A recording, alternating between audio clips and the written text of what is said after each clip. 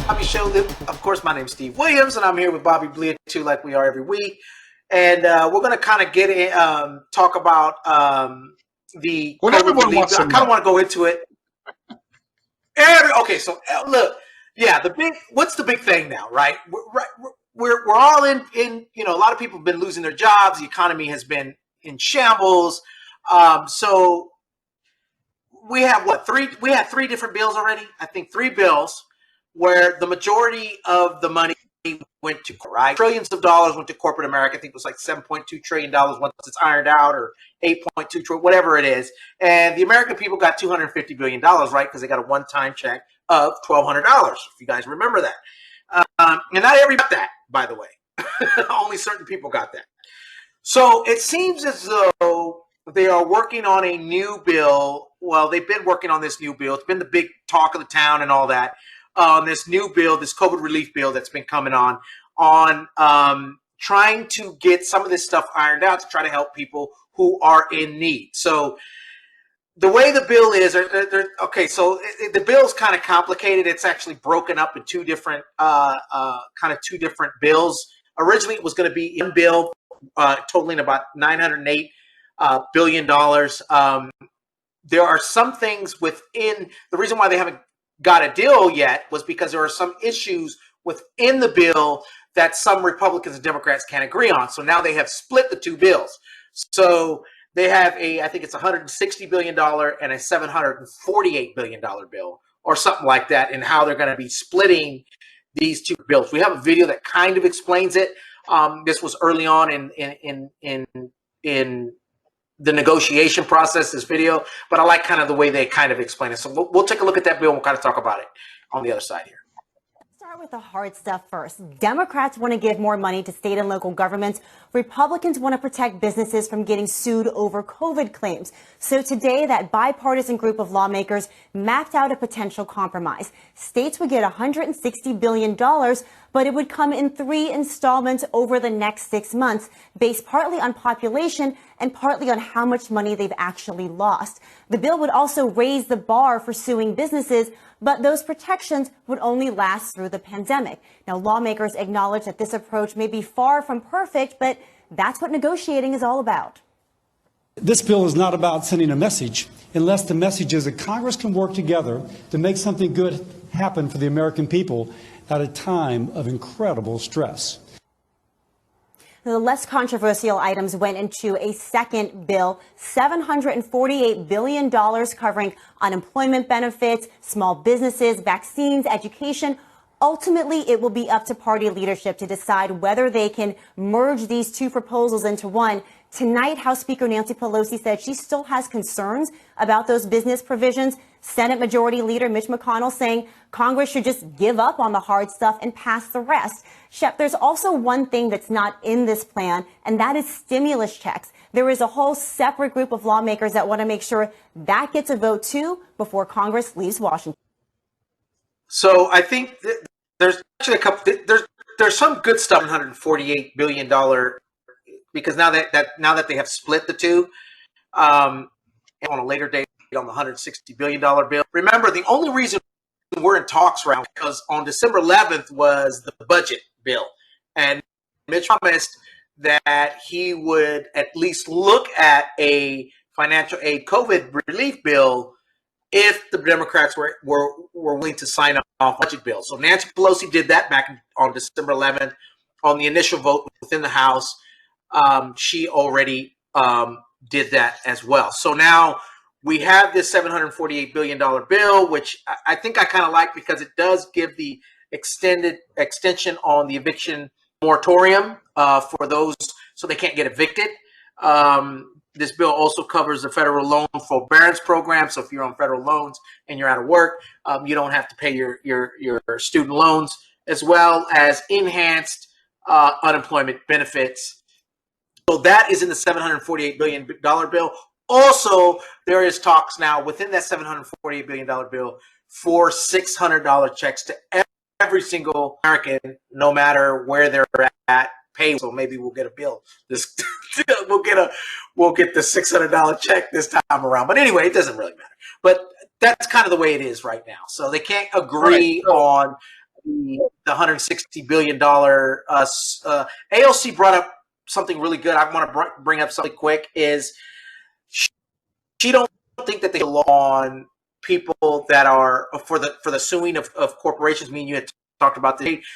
She said that the shit for account that business apply for to get to get some loans or money or whatever or grant if they get sued if they need to go back to work. So I don't know what you think about that, and Well, I this is think this, kind of and interesting. we've said this over and over and over again. But first, before I get into my explanation, those of you that are waiting for the answer, is there going to be a stimulus check, and are you going to get it before Christmas? Odds are no. It's not going to happen by next week. You're not going to be able to get that. So you're not going to get a stimulus check before Christmas to help you out, to get you through this time. So, for the time being, please do your best to stay safe, stay healthy, stay strong, do what you need to do to protect yourself and protect your family. But honestly, I've been saying since the last stimulus that the stimulus check that Congress had to continue working. There were a lot of things that they got to work on. One is to make sure that the vaccine, when they come out, and if anyone's going to sell the vaccine in America, whoever has one is going to have to sell it at an affordable price. America is going to have to reserve the funds to be able to get those for every single American that wants to get this vaccine. We had to do that. We didn't do that. We had to continue working on what's going to happen if the vaccine doesn't come out till a late time and the pandemic continues. How are we going to keep people afloat? What are we going to do? Because the only answer that we've had to this pandemic is closing down. Especially here in California, we have to close down to keep people from going out, from congregating in areas where they're going to have we're going to have outbreaks like we've been having. How companies who have areas that are just not safe for the pandemic, but they need to operate. They got to continue moving. Even if their cities don't have a shutdown, these companies have to be responsible and do the right thing. So we've always known that this could happen. And I've always said, do not let the elections get in your way. You are the leader for us, regardless if you're going to be our leader or our representative in a year. You need to act now. And they apparently are doing it so they can go to Christmas break and not feel guilty that they didn't get something done. And this is what's going to happen. You got people making a good point. We need targeted relief. What I mean by targeted relief is, look, a lot of the corporations that knew how, and the larger ones knew how to get that money, get the relief. Even with them knowing how, we had a lot of folks who didn't know how to get it. I don't know if everyone got the PPP. I don't think so. We have $450 billion left from the first stimulus that hasn't even been used. And we're moving to the second stimulus, trying to figure out what to do, and talking about giving people $600 and then helping small businesses, but there's not going to be any kind of real plan to do it. And then what's going to happen? The same thing, right? And so they should have been working on it for a long time. Like, when we have the time to get in there, here's the plan, here's what to do. But instead, we're rushing it. And when you rush it, we don't get anything. And I'm telling you, honestly, when I look at this, instead of paying the big corporations, instead of paying the companies, because the whole idea is to get the money in to, have it circulate and do all that stuff. If you would just give the 900 billion, right? So basically, let's say just 1 trillion. I don't know, what is that? That's like $3,000 or $4,000 for every single American in the nation. And so people like you, Steve, would get like a check for like 70 grand or something. I don't know, with everyone in the household, right? And so, for a lot of families and a lot of business owners, they would be able to survive for the next 6 months to a year based on that funding for a lot of them. And if they are unable to work, then, they'll be okay. And if they're able to work, that'll be fine, because look, they're going to use that money, right? They're going to be able to use the new services that are allowed, the new things that are there. They don't have to worry so much about the income that's coming in, and they'll be able to enjoy life, and they'll do things. I mean, you're rushing something. These are plans that come with almost no thought. Now you're just kind of using common sense. What moves forward? How are people going to stay alive? Of course, we need to make sure people aren't evicted. But you don't really have to have the eviction moratorium if you're giving everybody $4,000. You don't have to worry about that right now. In a sense, you don't have to. There's a lot of things. If we gave, I think we spent enough money that we could have given every American like $1,200 or $1,600 every single month. That's how much we've spent.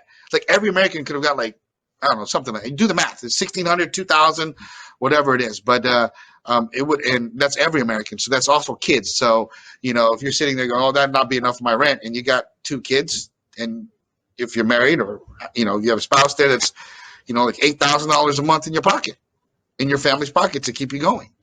So that would have been the better option if you're just coming out of your head, right? That's what they're doing right now. I don't know. Which one would you rather have, Steve? Yeah, I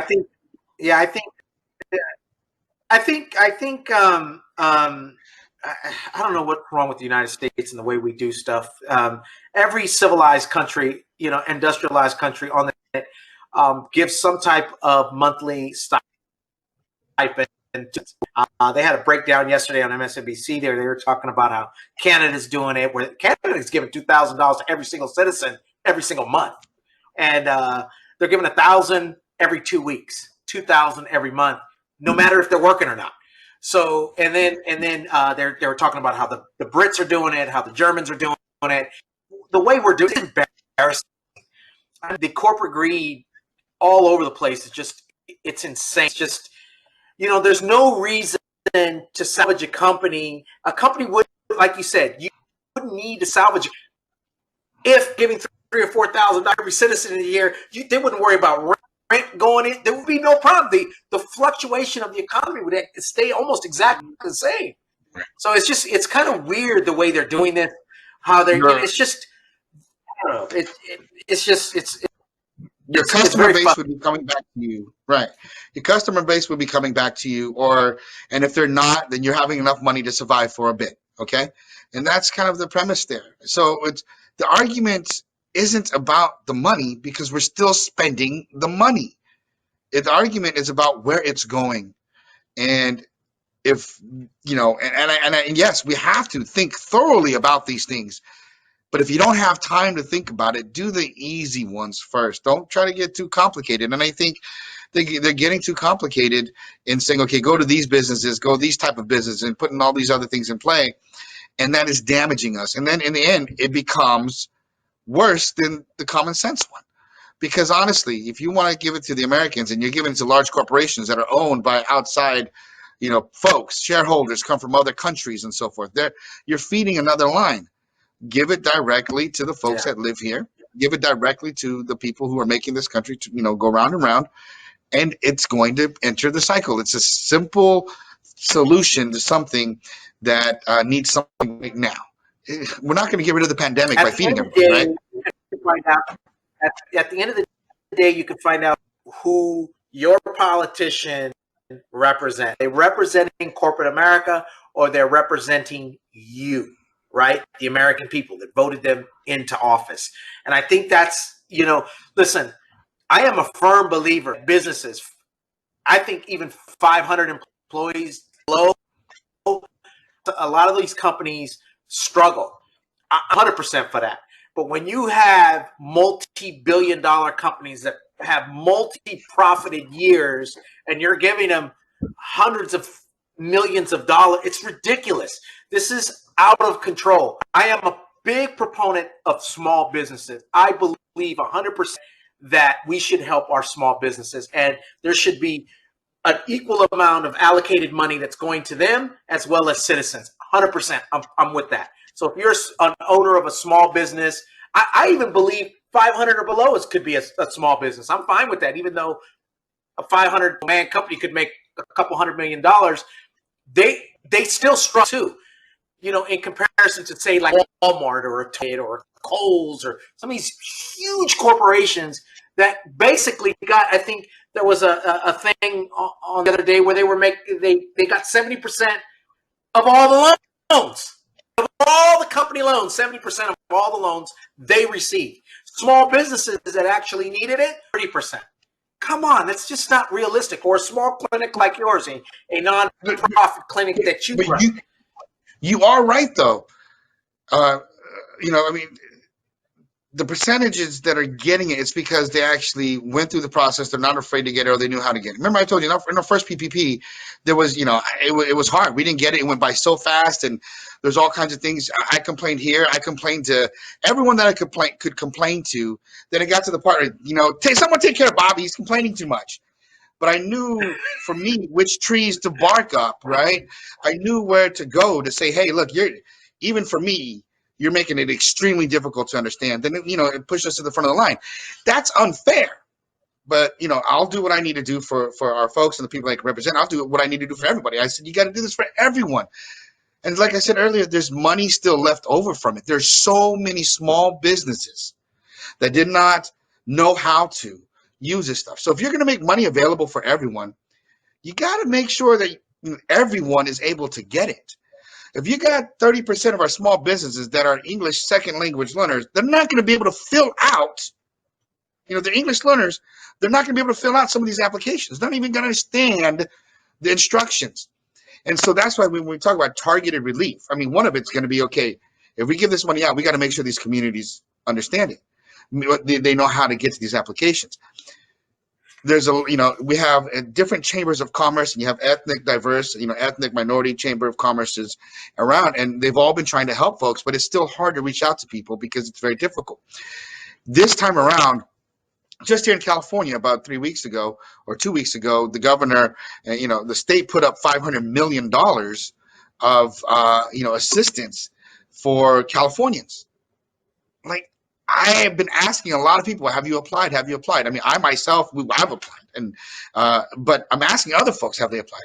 Like, I didn't qualify. Some of my business don't qualify for everything, but I'm going through and trying to help people. Like, you got to apply. Everyone I know own a business. Like, hey, have you applied? Apply, go get it, because that money is there for you. No one, if you don't use that money, if no one applies for it, why are other people going to fight for it? The first stimulus package was larger than $900 billion. But when I told you there's $450 billion still left that wasn't used from the first one, right? It's like there's so much not being used because people, in all honesty, don't hear about it, don't know, So you got to do a better job. I have a cousin in Sanger that actually owns a bakery. Shout out to my cousin in Sanger, Delilah Baker. And she had no idea how to apply for it. It literally took her, I don't know how long. And the fact that she had, this bakery is a real small bakery, but, it's a storefront. But, she doesn't really have employees. It's her, her kids and her husband and my aunt that actually kind of run it. But because she didn't have no official employees, it was just a mess. It's almost not written for her. And she was so frustrated. She was able to survive, and she's still there, and she's still what she needs to do because of the goodwill of a lot of the local, her local customer base. But that's just not right. I have like 3 other videos here. I don't even want to go in here because we're already working on 16 minutes. Stuff really needs to be it needs to be fixed. I hope this time around, because I'm really concerned about small businesses, and I'm concerned about individuals that are suffering. You know what I mean? I'm talking about individual people that have lost their jobs, that are outside of the unemployment because, they've reached their limit or they don't, whatever. And then the small businesses like my cousin, who literally have no employees, but they're so small, but they still have a storefront. They still have costs. They still have these things that are needed. These 2 things need to be what the focus is on this new bill that they're doing. Hopefully, right. That's the. Well, they're trying to get a resolution within 5 days, voted on, understood, and everything that you had brought up, everything that I brought up, and everyone that is watching and at home thinking of that needs to be addressed. There's so many things to do. To get all of House and all of Senate to agree, or the majority to agree within 5 days, it's not going to address all those things in the way that it has to. Right? Because they're going to pass it. Then it's going to go out to the different entities that have to create the policies and procedures for these things to make sure it's done right. And they're going to do whatever they want with it because it's not spelled out in the legislation that Congress is going to pass. So that's what I'm saying is like it takes more than 5 days. You know, that's why they should have been working on it back in June. You know, we've been saying Well, like to be there's a fair with Nancy Pelosi and them, she has passed a bill. She's passed 2 bills, especially of COVID relief, since March.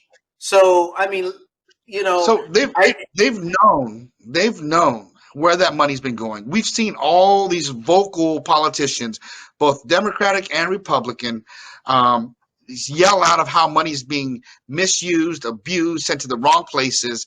They've had all this time to draft a bill to target where the relief needs to go to. You know, I'm having a meeting.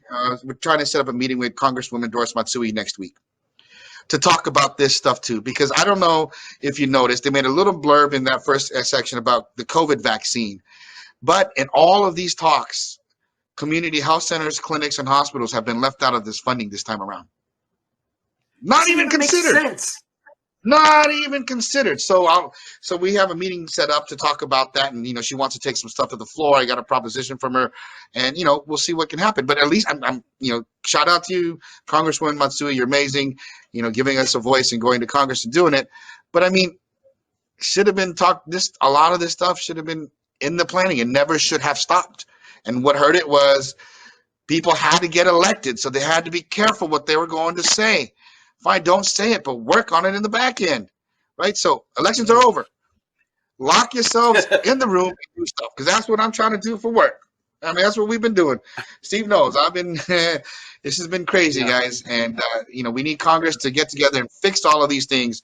And $600, $1,200. If this pandemic goes till June, that's not enough. So if you pass this one, when you guys do, you will pass some sort of junk by December 25th, right? You know, they want to get out by what, December 23rd or so, whatever that date is for their break. You're going to have to come up with another plan. So start working on the next thing to get us safe. This is not it. This is not the end of the road. You're putting a Band-Aid on it right now. So hurry up, put that Band-Aid on, and we get us And what real we're quick before we get out of here, real quick, we won't. I have 3 other videos, but we're not going to be able to get to them. But real quick, what I want to know really quick is, you know how we can change all of this? Senate in Georgia. The Senate in Georgia could have brought this to the floor back in March when Nancy Pelosi first passed it in the House. So the only way that this can happen is if those 2 seats in Georgia are flipped. Right, and it looks like what's her name? What's her name? Lafayette with the WNBA girl. What's her name? Well, Warnock's seat. Warnock she's messing up all over the place. I mean, she's all over the place over there. So Warnock could very, very well win that seat. It is looking as though he may win it, and you know, Ossoff's is a little bit more challenging, but. Even if Warnock wins and Ossoff loses, or Ossoff wins and Warnock loses, that's still one closer. Because remember, the head of the Senate is Kamala Harris, not Mitch McConnell. So even if Mitch McConnell, that's the thing that's being at right now in the Joe Biden elect administration, or his, you know, what's going on here is to take back the mantle, because the vice president, I guess it's specific in the Constitution that the vice president is actually the leader of the Senate. So she can actually take it and what bills can be seen and what can't be seen. So this is an approach that's being looked at as well. So we'll see what happens on that. Make sure, well, if you know anybody out there in Georgia, let's flip those seats. Let's flip those seats because this kind of stuff, this relief stuff would have been taken care of. If Mitch McConnell wasn't in there and Chuck Schumer was a leader of the Senate there, this bill would have been taken care of back in March. We probably would have been on a 3rd one right now. Had that been a Democrat in that seat. So let's focus on that and let's get that turned in. Yep. And then the next thing, you guys, we get it past this piece. You still need someone to sign it. Right? So maybe there won't be anything till after January 20th, I think it is, right? So you didn't have to throw that in there either, man. It's stuff. That's why it's important who you elect, and not just who you elect, but who's elected across the nation. So get that stuff out there. But guys, thank you very much for tuning in. Just please stay safe, stay healthy. You know, in our area, we got no more ICU beds. Hopefully, where you guys are at, it's better. If it's not, just do your best to be responsible. Thank you for tuning in to Mad Talk TV shows. Please enjoy our other shows that we have out there. Everyone's doing their best to work remotely. And again, stay safe. You guys, we'll catch you on the other side.